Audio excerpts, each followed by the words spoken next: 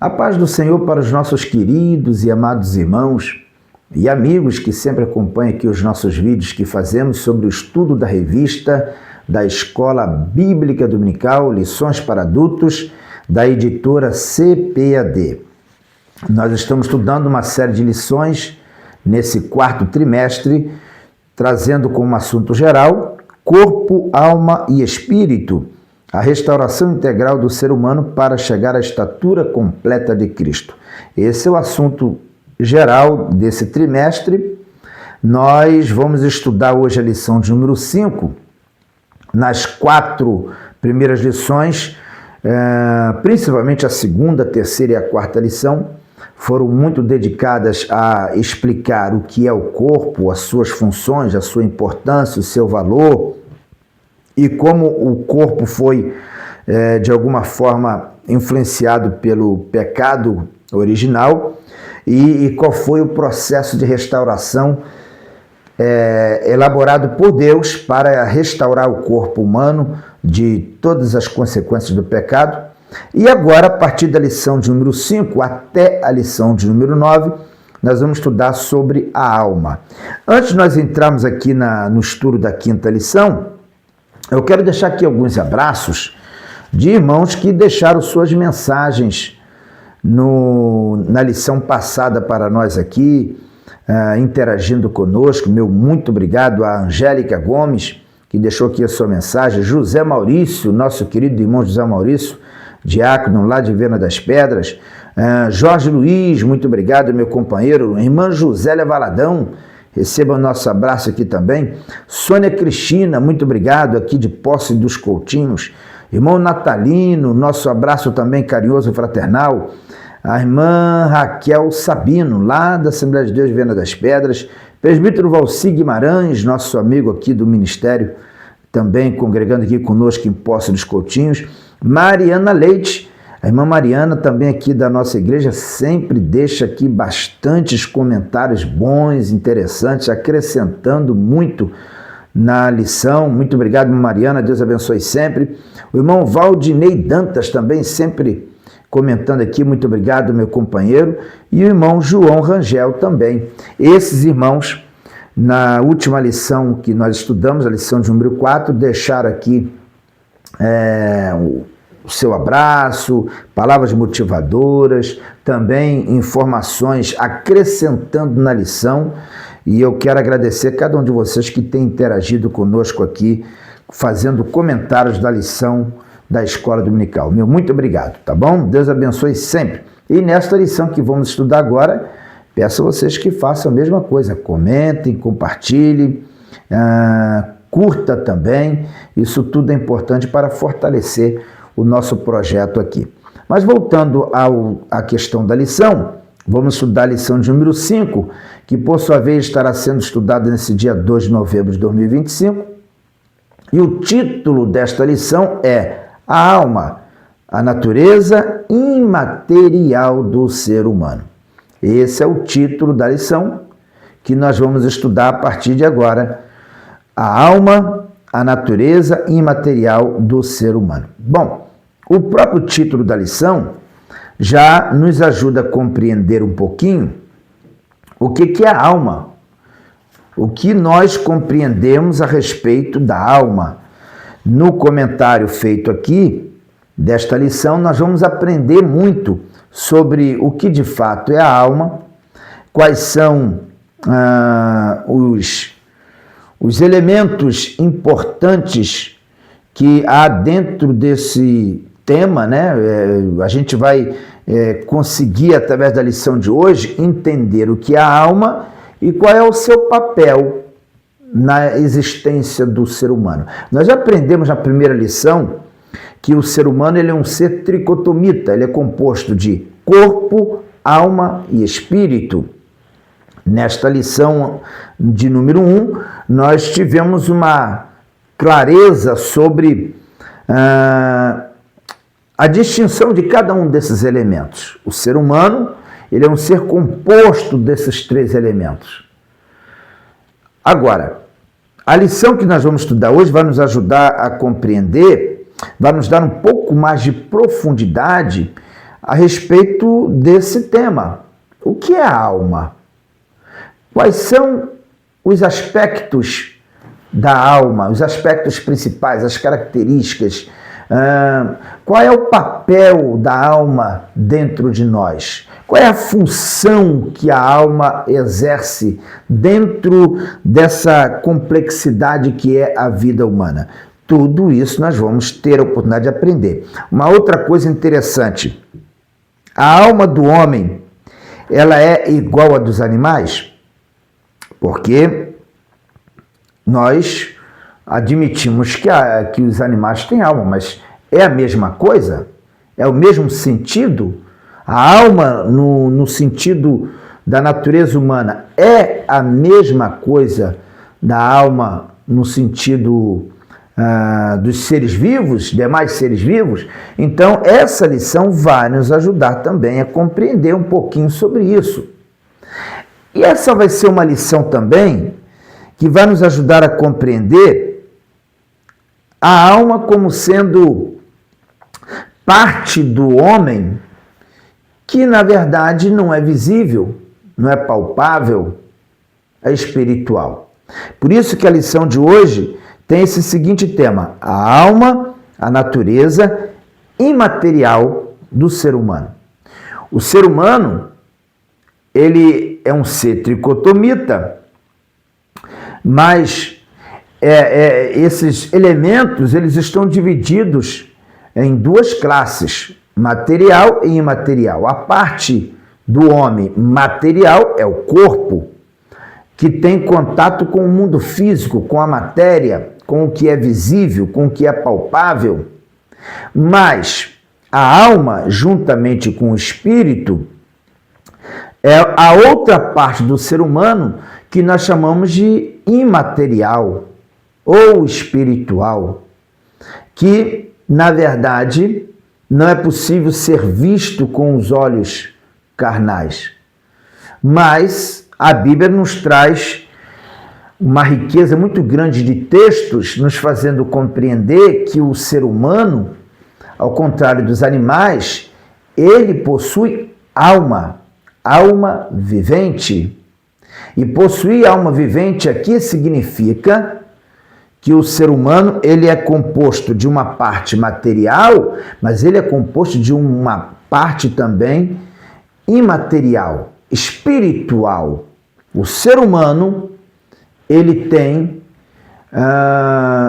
uma parte dele que é invisível, imaterial, mas que forma a existência do ser humano. A questão é que é estudando a Bíblia que nós vamos compreendendo como que nós podemos compreender isso e como nós podemos definir a alma. É estudando as Escrituras que nós vamos entender a função da alma, nós vamos entender os aspectos que estão diretamente relacionados a essa parte do ser humano que não é visível, mas que tem reflexos diretos na existência do ser humano, correto? Nós aprendemos em lições passadas aqui que o pecado afetou o ser humano nos seus três elementos: corpo, alma e espírito. Nos seus três elementos.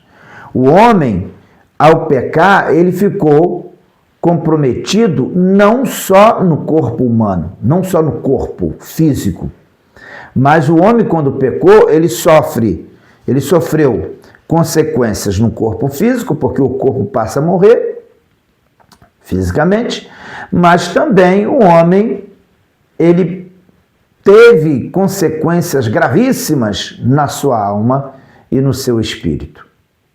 Com um agravante: o homem, ele morre fisicamente, e depois que ele morre fisicamente, a sua alma, ela sobrevive a isso, e ela continua existindo, sofrendo as consequências do pecado, até que em determinado momento, essa alma terá novamente o seu corpo, porque o corpo ressuscitará. Seja do salvo, seja do perdido, o corpo ressuscitará e essa alma sofrerá as consequências das decisões tomadas enquanto estava aqui com o corpo físico, né?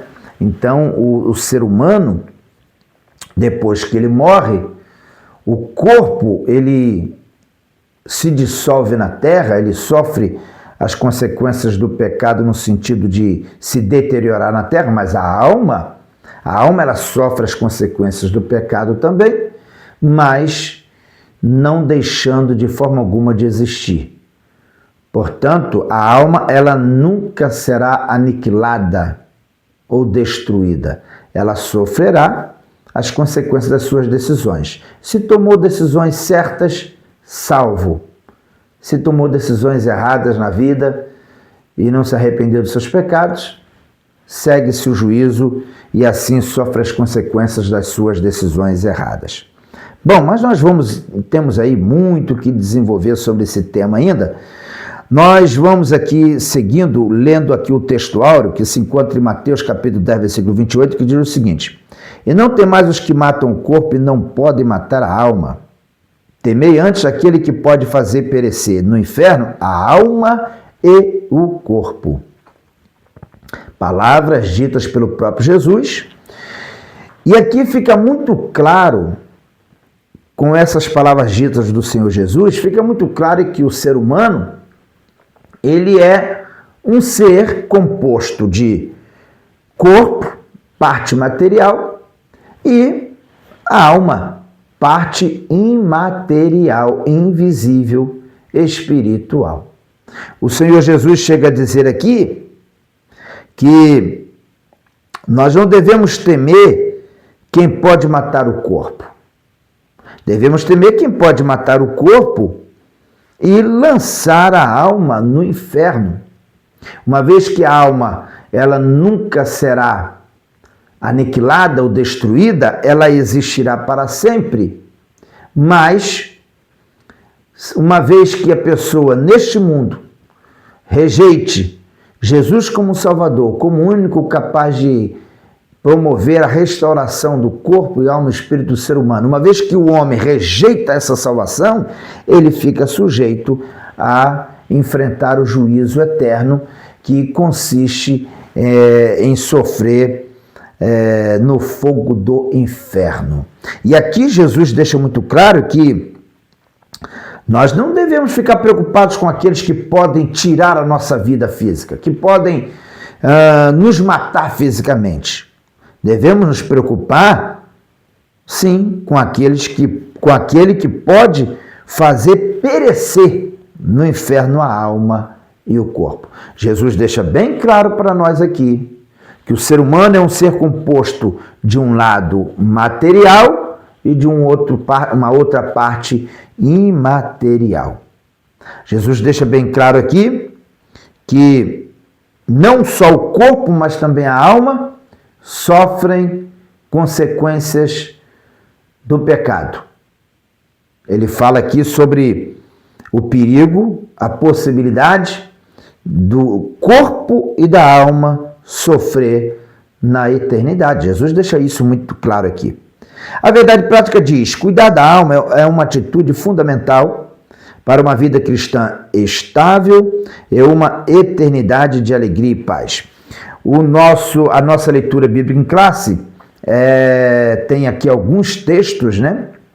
Gênesis capítulo 1, versículo 27 até o 28, Gênesis capítulo 2, versículo 15 até o 17, Mateus capítulo 10, versículo 28. O texto diz assim: e criou Deus o homem à sua imagem, a imagem de Deus o criou, macho e fêmea os criou. E Deus os abençoou, e Deus lhe disse: frutificai, e multiplicai-vos, e enchei a terra, e sujeitai-a, e dominai sobre os peixes do mar, e sobre as aves dos céus, e sobre todo animal que se move sobre a terra. Gênesis capítulo 2, versículo 15. E tomou o Senhor Deus o homem e o pôs no jardim do Éden para lavrar e o guardar. E ordenou o Senhor Deus ao homem, dizendo: de toda a árvore do jardim comerás livremente, mas da árvore da ciência do bem e do mal, dela não comerás, porque no dia em que dela comeres, certamente morrerás. Mateus capítulo 10, versículo 28 é o complemento da leitura em classe, que diz assim: e não temais os que matam o corpo e não podem matar a alma, temei antes aquele que pode fazer perecer no inferno a alma e o corpo. Mas o que esses versículos têm a ver com o título da nossa lição, que fala sobre a alma, a natureza imaterial do ser humano? Nós vamos aprender sobre isso, tá? Nós vamos explanar e nos aprofundar nessa questão para responder esta pergunta. Bom, a nossa lição ela tem 3 objetivos, o comentarista colocou 3 objetivos aqui. O primeiro objetivo é fazer os alunos compreenderem que a alma é a sede das emoções, da razão e da vontade. O segundo objetivo desta lição é demonstrar aos alunos, com base bíblica, que a alma é uma parte imaterial e imortal do ser humano, capacitando-os a refutar visões materialistas. Terceiro objetivo da lição: conscientizar os alunos da necessidade de cultivar uma alma saudável por meio da oração, da meditação na palavra de Deus e de lábios santos. A nossa lição, ela está dividida em 3 partes, 3 partes bem distintas, elaboradas aqui pelo pastor Silas Queiroz, e nós vamos ler aqui esses tópicos e trazer aqui algumas reflexões para os irmãos. Nós temos 3 tópicos. No primeiro tópico, o comentarista colocou o seguinte título: atributos da alma. Bom, nós só vamos compreender de fato o que é a alma quando nós entendermos quais são as suas atribuições, quais são as suas funções, porque são exatamente essas atribuições da alma que vão nos fazer compreender a importância dela, da sua existência em nós. E vai nos ajudar também a responder por que a Bíblia diz que nós somos a imagem e semelhança de Deus. Quando nós estudamos sobre as atribuições da alma, começa a ficar mais claro para nós por que nós somos a imagem e semelhança de Deus. No primeiro subtópico aqui, o comentarista coloca o seguinte: de volta ao Gênesis. A parte material do ser humano é o que mais o diferencia dos animais, como bem evidenciado na criação. O homem é um ser pessoal criado à imagem de Deus, com autoconsciência e autodeterminação. O Criador fez-lhe seu representante, dando-lhe poder de governo sobre toda a obra criada. E enchei a terra, e sujeitai-a e dominai. Sua capacidade de administração, compreensão e decisão moral é resultado do caráter consciente e autônomo da alma humana. O que o comentarista está dizendo aqui? O comentarista está dizendo que o fato de nós sermos um ser pessoal, com senso de moralidade, o fato de nós sermos um ser com capacidade de tomar decisões, inclusive com essa capacidade de administrar, que foi dada por Deus a nós. Deus fez o homem e ordenou ao homem que ele crescesse, multiplicasse, enchesse a terra e governasse sobre a terra. Deus fez o homem para liderar, para governar sobre toda a criação. Por isso que nós chamamos o homem de coroa da criação. Deus fez o homem com capacidade de dominar sobre toda a terra, sobre toda a criação, sujeitar toda a criação debaixo do seu controle. E por que o homem pode fazer isso? Deus ordenou e o homem pôde fazer isso por uma razão muito clara, muito simples. Deus dotou o homem de alma. Deus fez o homem com alma. E é exatamente pelo fato do homem ter alma que o homem tem personalidade, portanto, isso faz com que o homem seja imagem e semelhança de Deus. O homem ele é a imagem e semelhança de Deus porque o homem foi feito com capacidade de pensar, criar, copiar, construir. O homem foi feito com capacidade de refletir sobre si mesmo, com a capacidade de ter consciência de si mesmo. O homem foi feito com essa capacidade. E todas essas atribuições, elas estão na alma. É na alma que está as nossas emoções, as nossas vontades, os nossos desejos. É na alma que está a nossa consciência de si mesmo, o nosso entendimento sobre si mesmo. Tudo isso são atribuições que fazem parte desse elemento que compõe o ser humano chamado alma. E é exatamente isso que faz com que nós sejamos imagem e semelhança de Deus. Por isso que o comentarista fala aqui, como está aqui no final desse comentário aqui no primeiro subtópico, ele diz: sua capacidade de administração, compreensão e decisão moral é resultado do caráter consciente e autônomo da alma humana. Na sequência ele fala: isso é exemplificado originalmente na aptidão de lavrar e guardar o jardim, discernir entre o certo e o errado e fazer escolhas e dar nome aos animais. A parte afetiva do homem é demonstrada na afirmação divina da necessidade de uma companheira e na expressão de satisfação de Adão ao receber Eva, que alguns eruditos consideram ser a primeira composição da história humana, composição poética, né? Então, até aquela forma de Adão tratar Eva quando Deus fez Eva da costela de Adão e Adão acordou e recebeu aquele presente que foi a mulher, Adão disse: essa é osso dos meus ossos, carne da minha carne. Como é que Adão pôde definir a mulher desta forma? Como é que Adão pôde trazer essa definição? Isso só foi possível porque, diferentemente dos demais animais, Adão foi feito alma vivente. Adão foi feito com personalidade, com capacidade de fazer o discernimento das coisas. Portanto, o homem foi feito à imagem e semelhança de Deus. Tá? No segundo subtópico, nós temos o seguinte título: entre o espírito e o corpo. A alma do homem é sua personalidade ou distintivo pessoal.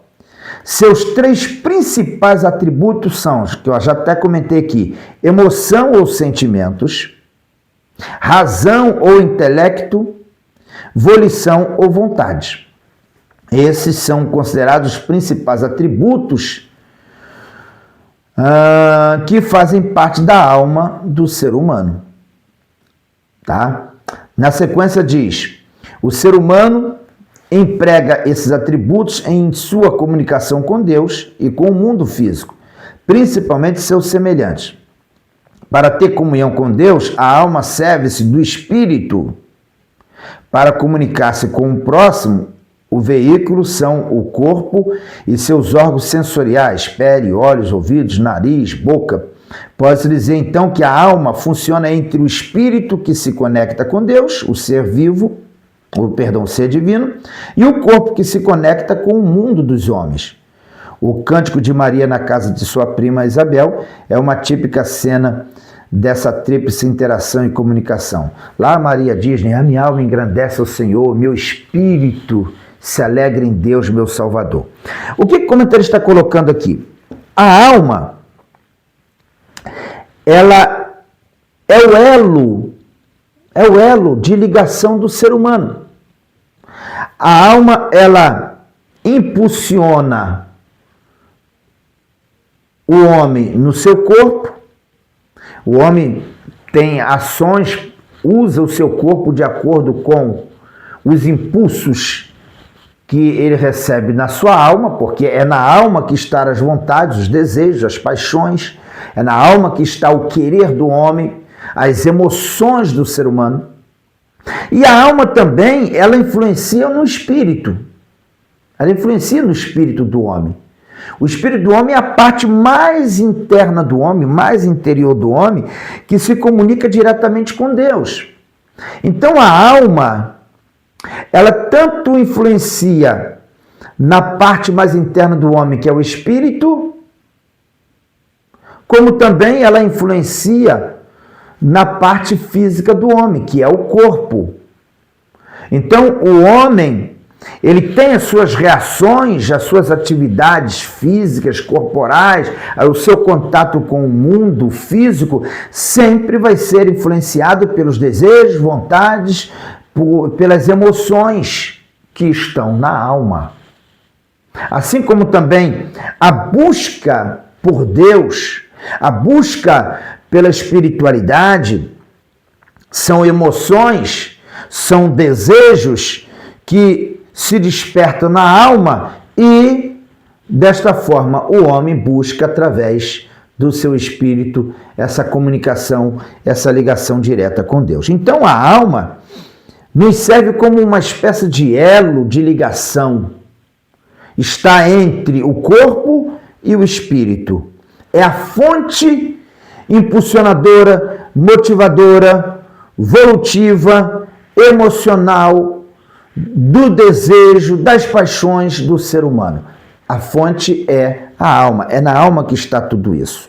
Bom, na sequência aqui, no terceiro subtópico do primeiro tópico, nós temos aqui a alma batida. E o texto diz: os afetos da alma em relação a Deus são vistos na poesia do Salmo 42, quando o salmista conversa consigo mesmo, né? Aí temos o texto onde o salmista fala: por que estás abatida, ó minha alma? E por que te perturbas em mim? Espera em Deus, pois ainda o louvarei na salvação da sua presença. O salmista, os filhos de Corá, foram eles que fizeram o Salmo 42, ele faz aqui uma avaliação do seu estado emocional, de como estava a sua alma.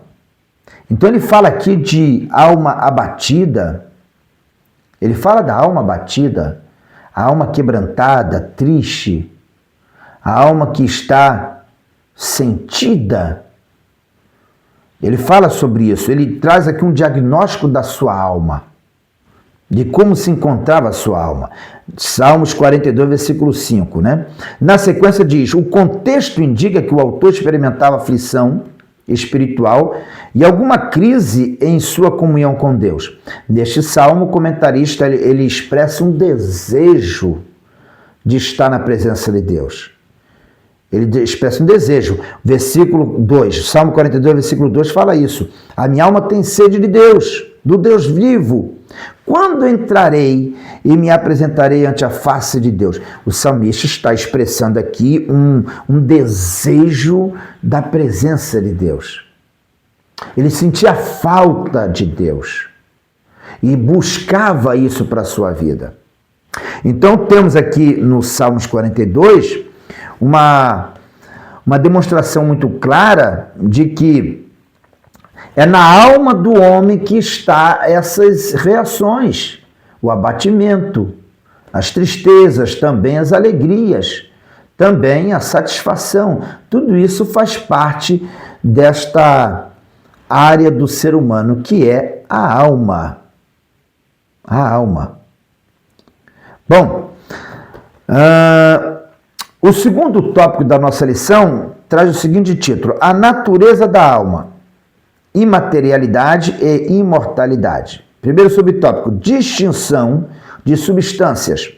O texto de Mateus capítulo 10, versículo 28, que é o texto lá do texto áureo, né, diz o seguinte: o texto de Mateus capítulo 10, versículo 28 é um excelente fundamento para o estudo da alma como parte da natureza imaterial do ser humano.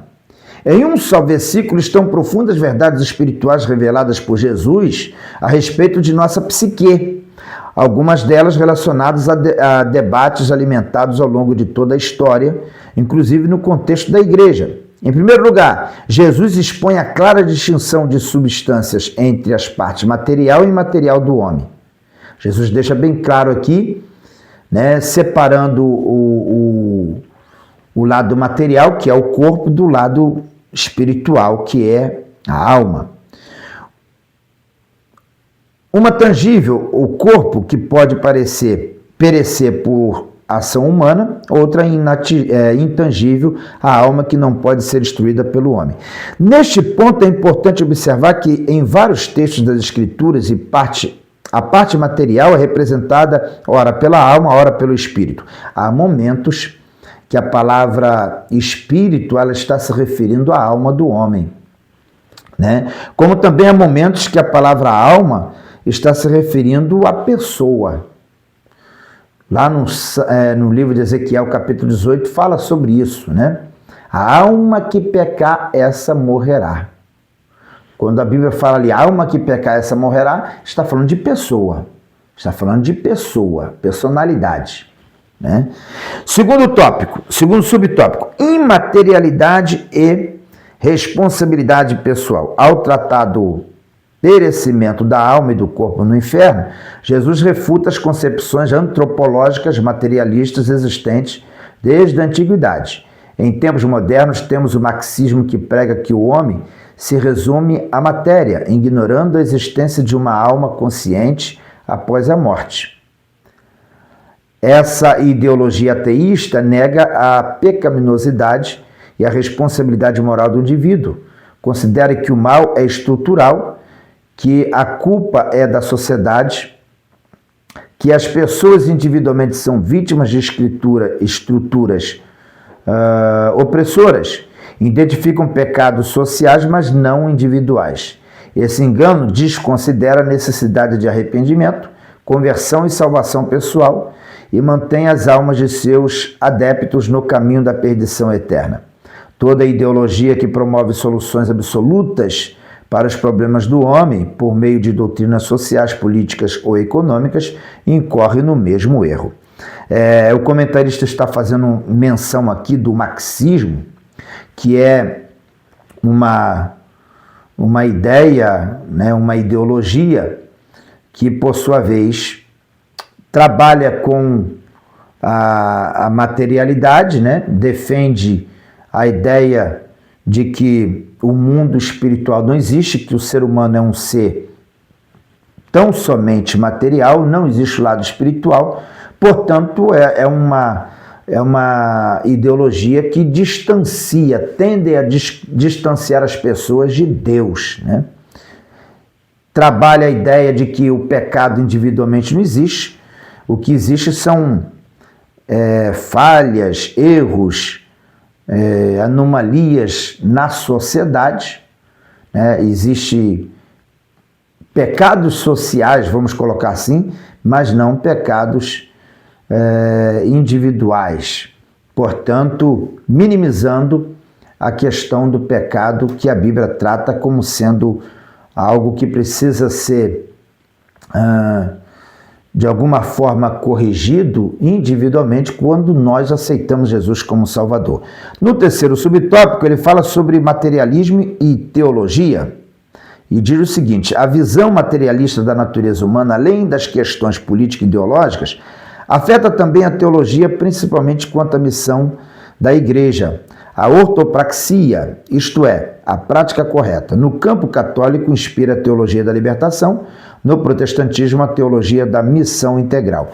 Tanto a teologia da libertação, que é uma visão ideológica dentro do catolicismo, quanto a teologia da missão integral, são visões ideológicas que surgiram dentro do meio religioso. No caso, a teologia da libertação é católica e defende a ideia de que a igreja ela precisa trabalhar as questões sociais voltadas para os pobres, a injustiça social. Só que toda essa pregação acaba, de alguma forma, deixando de lado a problemática do pecado do ser humano. E dentro do nosso meio cristão protestante, nós temos a teologia da missão integral que segue o mesmo viés. São doutrinas que são profundamente influenciadas pelo marxismo, pelo materialismo, e de alguma forma acaba anulando a doutrina bíblica na sua totalidade, dando muita ênfase às questões políticas, econômicas e sociais, e abandonando assim as questões espirituais do ser humano, e nesse caso aqui, a necessidade do homem ter a sua alma restaurada, transformada, liberta, restaurada pelo sangue de Jesus. O terceiro tópico da nossa lição trata sobre a alma renovada e submissa. Aí o comentarista fala sobre edificação e saúde, e ele diz aqui: a estabilidade de nossa vida cristã e nosso destino eterno depende de como cuidamos de nossa alma. A oração é um meio eficaz para nos livrar da ansiedade, um transtorno de dimensão global. Existem doenças da alma? Sim, existem doenças da alma. A ansiedade é uma doença que atinge a alma. A ansiedade é uma doença da alma. É uma doença, é um mal que faz com que as pessoas tenham a sua alma angustiada, aflita. A ansiedade, ela desequilibra o ser humano nas emoções, nos seus desejos e vontades. Portanto, a ansiedade é um exemplo de doença que afeta diretamente a alma e precisa ser devidamente tratado e cuidado, né? Começando pela questão espiritual, é preciso cuidar, e hoje nós temos aí muitos profissionais também que podem ajudar na área psicológica, psicoterapeuta, emocional, para que o ser humano venha se reequilibrar nas questões da alma, né? Mas tudo precisa começar com oração, com a busca da palavra, porque na palavra de Deus, na oração, com certeza nós vamos encontrar o caminho para nos reequilibrar emocionalmente, espiritualmente. Portanto, a parte clínica é muito importante, mas não podemos de forma alguma deixar de cuidar da alma sob o ponto de vista espiritual também. No segundo tópico nós temos aqui, segundo subtópico, purificação e renovação.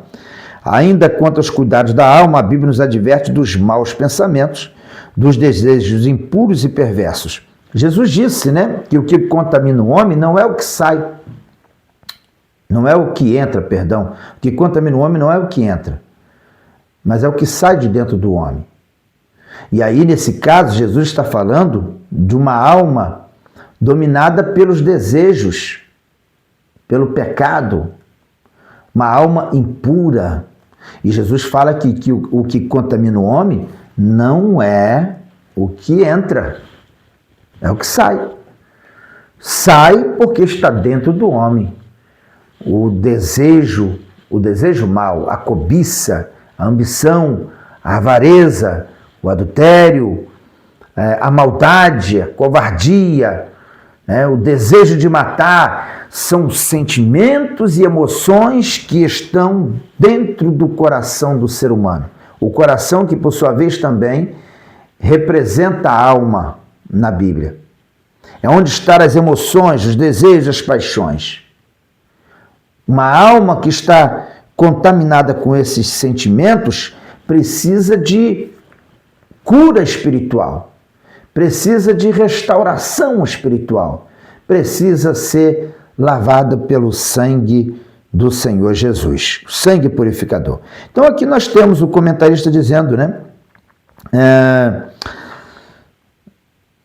Vou ler novamente aqui o segundo subtópico desde o início. Ainda quanto aos cuidados da alma, a Bíblia nos adverte dos maus pensamentos, dos desejos impuros e perversos, e das intenções e inclinações malignas. Devemos purificar e renovar nossa alma, para que sejamos transformados e experimentemos a boa, agradável e perfeita vontade de Deus, vivendo em santidade e temor, né, que é essencial para termos uma vida espiritual abençoada. Na conclusão, o comentarista fala assim: o cristão precisa viver em plena santificação, o que inclui a contínua rejeição de pensamentos, sentimentos e desejos pecaminosos, mantendo pura a sua alma. Atribui-se a Lutero a frase que diz: não podemos impedir que os pássaros voem sobre as nossas cabeças, mas podemos impedir que eles façam ninhos sobre elas, né? Então, é uma reflexão interessante.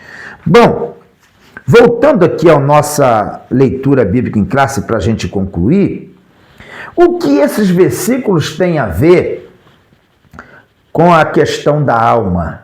Vamos lá? Gênesis capítulo 1, versículo 27 e 28. Criou Deus o homem, a sua imagem, a imagem de Deus o criou, macho e fêmea os criou. E Deus abençoou, e Deus lhe disse: frutificai e multiplicai-vos, e enchei a terra e sujeitai-a, e dominai sobre os peixes do mar, e sobre as aves dos céus, e sobre todo animal que se move sobre a terra. Por que esses versículos estão aqui em uma lição onde nós estamos tratando sobre a alma como sendo parte material do homem? Porque esses versículos aqui nos faz compreender que o homem ele só tem esse poder de sujeitar, de dominar sobre a terra, porque ele tem alma. Quando a Bíblia diz que o homem foi criado em imagem e semelhança de Deus, a Bíblia está dizendo que o homem foi criado com alma vivente. Alma vivente. E isso faz com que o homem seja diferente de todos os outros animais. Os outros animais, os seres vivos, nós também consideramos que eles têm alma, mas não a alma do homem. Não como a alma do homem. A alma do homem é completamente diferente da alma dos animais. E eu vou trazer para vocês aqui algumas distinções sobre isso, algumas diferenças. Como é que o homem recebeu a sua alma? A alma do homem foi dada por Deus através do sopro. Fôlego de vida que o homem recebeu foi o sopro. Deus soprou na narina do homem. E quando Deus soprou, o homem foi feito alma vivente. Os animais foram assim? Não. Os animais, eles receberam vida através da palavra de Deus. Haja as aves, haja peixes. Deus foi produzindo, foi criando os seres vivos com a sua palavra, mas o homem foi diferente. O homem, Deus soprou na narina do homem, dando ao homem algo que os outros seres vivos não têm: alma vivente. O homem foi feito com alma, uma alma diferente dos animais. A alma dos animais é a vida, simplesmente a vida. Mas a alma que o homem tem, ela vai além da vida física. A alma que o homem tem vai muito além da vida da carne. Tá certo? Outro elemento de diferenciação entre a alma do homem e a alma dos animais. A alma do homem é racional, espiritual e moral. O homem, ele é um ser racional, ele é um ser espiritual e ele é um ser moral. Isso faz toda a diferença. O homem foi criado por Deus com capacidade de raciocinar. E os animais? Os animais, eles não têm raciocínio como o homem. Eles não têm espiritualidade como o homem. E muito menos senso de moralidade. Os animais foram criados com capacidade sensitiva e instintiva. É diferente. Você não vai encontrar um cachorro preocupado porque não viu o dono dele trazer a ração Eu não sei, acho que eu não vou ter comida semana que vem, porque eu não vi o meu dono trazer comida. O cachorro não se preocupa com o futuro. Os animais comuns, os animais propriamente dito, eles não se preocupam com o futuro. Eles não têm consciência, ideia de planejamento para o futuro. Por quê? Porque isso é algo inerente à alma do ser humano.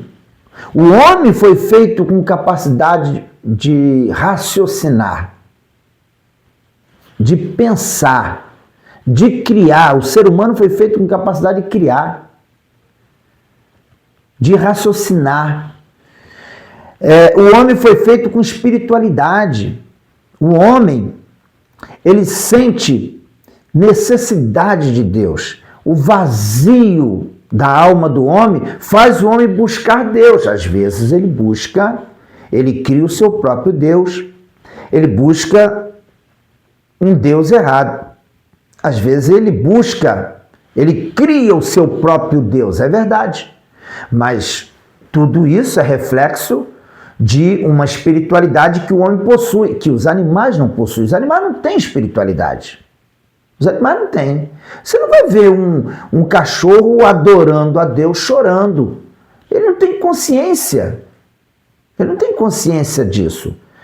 Os animais não têm espiritualidade. Eles não sentem necessidade de buscar a Deus. Eles não sentem necessidade, vazio de Deus.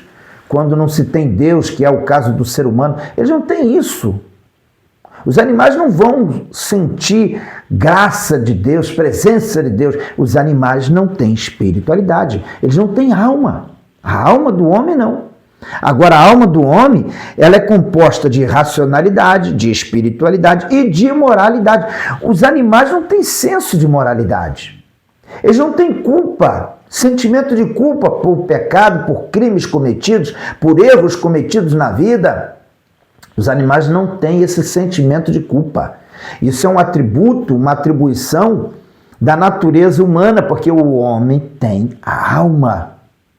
E na alma está as emoções, as vontades, o querer, o pensar, a consciência de si mesmo. Então o homem tem consciência dos seus atos, o homem tem consciência daquilo que faz, ele reflete sobre aquilo que ele faz. E às vezes ele fica satisfeito com o que fez, e em outros momentos ele fica profundamente triste e arrependido por aquilo que ele fez, porque ele tem alma. Outra diferença entre a alma do ser humano e a suposta alma dos animais. A alma do homem tem comunhão com Deus, busca comunhão com Deus, é espiritual e necessita de salvação. Os animais, não. Os animais são sem consciência e sem espiritualidade. Outra diferença entre a alma do ser humano e os animais. A alma do ser humano distingue entre o bem e o mal, entre o certo e o errado. E os animais? Os animais agem apenas por instinto. Eles não têm senso de moralidade, não têm. Eles agem pura e unicamente por instinto. Mas pastor, eu já vi um cachorro sentir saudade de alguém. É uma coisa momentânea e é instintivo, porque o animal ele vive o presente. O animal não tem consciência de passado e de futuro como o ser humano tem. O animal vive o presente. E ele tem uma memória que lhe permite guardar situações que ele viveu ali momentaneamente, mas nada comparado com a complexidade da alma do ser humano. Nada comparado com a nossa complexidade. E, finalmente, falando aqui da distinção, da diferença entre a alma do ser humano para os animais, o ser humano, ele foi criado à imagem e semelhança de Deus. O ser humano foi criado com personalidade. Com personalidade. Ele foi criado com atributos na sua natureza que são atributos divinos, eram atributos atribuídos a Deus e que ele transmite ao homem quando ele faz o homem. Por exemplo, a capacidade de criar, como eu já coloquei aqui. A consciência de si mesmo, como já coloquei aqui. A consciência das coisas espirituais. Só o homem tem isso, mas nenhum ser vivo tem. E é exatamente essas coisas que fazem a gente compreender a imagem de Deus no homem. Nenhum outro ser vivo tem esses atributos na sua natureza. Tá certo, irmãos? Essas colocações que eu fiz aqui é só para a gente entender, compreender um pouquinho a diferença sobre a alma do homem e a suposta alma dos animais. A alma dos animais, na verdade, é a vida dos animais, que evidentemente se encerra completamente quando o animal morre, quando o animal para de respirar. Enquanto o ser humano não. O ser humano morre, mas depois que ele morre, a sua alma continua existindo. Nós temos o texto lá no livro de Apocalipse, que nos fala de um momento em que, quando a quinta trombeta toca, é visto por João, lá no livro de Apocalipse,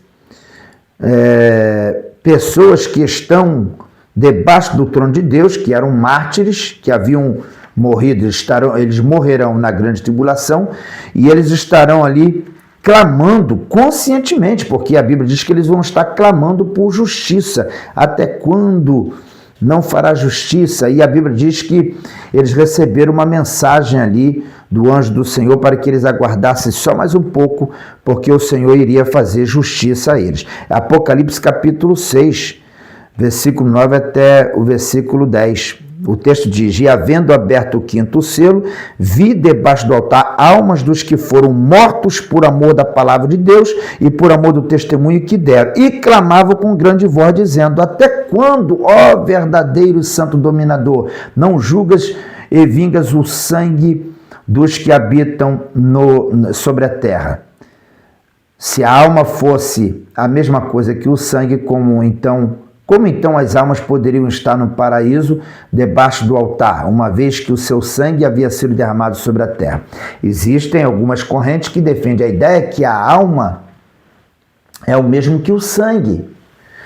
Mas, na verdade, quando a Bíblia fala do sangue como a alma do ser vivo, está falando da alma da carne. Está falando dos seres vivos comuns. O homem não é um ser vivo comum, o homem é a alma vivente.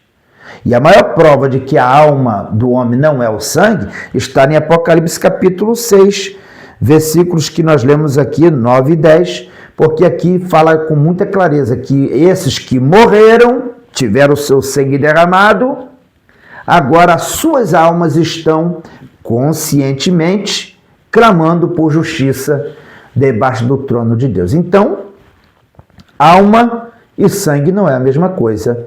E o ser humano, depois que morre, eles continuam com a sua alma viva, consciente. Consciente. Tá certo?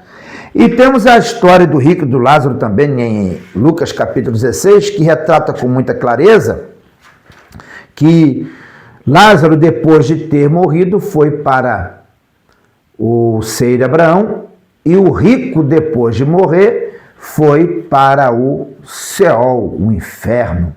E lá, conscientemente, ele estava sofrendo, e ele interage ali com o pai Abraão, pede para que Lázaro molhe a ponta do dedo na água para refrescar a sua língua, e ele interage ali com o pai Abraão, e o pai Abraão nega para ele esse pedido, né, dizendo que não havia possibilidade nenhuma de quem estava do lado do seio de Abraão atravessar para o outro lado. E também quando ele pede ao pai Abraão para voltar, para alertar os seus irmãos, para que seus irmãos não caíssem no inferno, o pai Abraão diz que não era possível porque os mortos não podem voltar, os mortos não podem voltar à terra, né? Ao homem está ordenado morrer uma só vez, vindo depois disso o juízo. Hebreus capítulo 9, versículo 27. Então fica muito claro nesses textos que A alma, ela sobrevive à morte física, ela continua existindo após a morte física. Fica muito claro para nós que a alma do homem não é como a alma dos animais. A alma não é o sangue, porque depois do sangue derramado, a alma continua existindo e conscientemente, tá bom? Gênesis capítulo 2, versículo 15 fala: E tomou o Senhor Deus o homem e o pôs no jardim do Éden para o lavrar e o guardar. E ordenou o Senhor Deus ao homem, dizendo: De toda a árvore do jardim comerás livremente, mas da árvore da ciência do bem e do mal, dela não comerás, porque no dia que dela comeres, certamente morrerás. No dia que Adão comeu do fruto, ele não morreu fisicamente, mas moralmente, espiritualmente ele morreu. A sua alma já sofreu ali as consequências do pecado. E no versículo 10, como nós já lemos aqui, vamos ler novamente, né? E não temais os que matam o corpo e não podem matar a alma, temei antes aqueles que podem fazer perecer no inferno a alma e o corpo. Jesus fazendo uma distinção clara entre o corpo físico e a alma do ser humano, mostrando que o homem é composto de uma parte material, que é o corpo físico, que tem contato com o mundo, e a parte imaterial, que é a alma do ser humano, que está no íntimo, no interior do ser humano, invisível, imaterial, mas existente dentro de nós. Bom, eu espero que esse comentário ajude vocês nesta lição, que Deus abençoe, que vocês tenham uma excelente aula nesse dia 2 de novembro de 2025. Compartilhe nossa live, nosso vídeo, né? Isso aqui não é em forma de live, em forma de vídeo gravado. Compartilhe nosso vídeo, convide outras pessoas para se inscrever aqui no nosso canal, fortalecendo aqui o nosso trabalho, tá bom? Deus abençoe a todos, tenham todos aí uma excelente aula domingo. Fiquem todos na paz do Senhor e Salvador Jesus Cristo.